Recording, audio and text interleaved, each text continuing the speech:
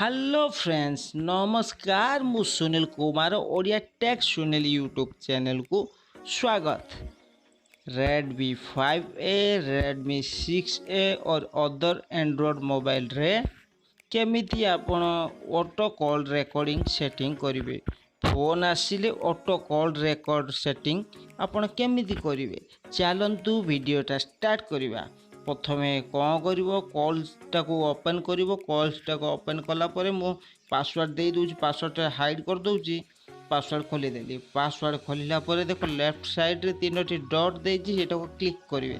तीनोटी dot को click कलापर left side रे सेटिंग देछि सेटिंगटा को ओपन करेंगे। सेटिंगटा को ओपन कलापर देख सेकेंड ऑप्शन देछि कॉल रिकॉर्डिंग। कॉल रिकॉर्डिंग को ऑफ अच्छी बर्तमान से ऑन करेंगे। क्लिक करेंगे क्लिक कलापर देख तो सेकेंड ऑप्शन देछि record calls automatic. Second option टाको क्लिक करेंगे ऑन होगला पर थर्ड ऑप्शन देछि ऑल नंबर्स सिलेक्ट नंबर्स माने आपण सबू नंबर कॉल रिकॉर्ड करेंगे ना गोटे वन्स नंबर माने गोटे नंबर माने सिलेक्ट करके रेकॉर्ड करेंगे। यहाँ आप चूज करेंगे कन्फर्म होगला पर बैक करदे। देखो बैक करदे बैक करदेला आपको देखे दूसरी कॉलटा केमी रेकर्डिंग धरनी मु कस्टमर पाक लगुच कस्टमर केयर को कॉल कली कॉल ऑटोमेटिक रेकॉर्डिंग स्टार्ट होगला।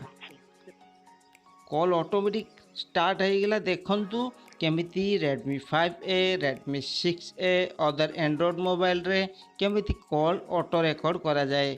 मो वीडियोटी केमिति लागिला जदि भल लगी था लाइक करंतु शेयर करंतु सब्सक्राइब करंतु पाखरे थिबा बेल आइकन टाको क्लिक करंतु। जय हिंद जय जगन्नाथ नमस्कार थैंक यू।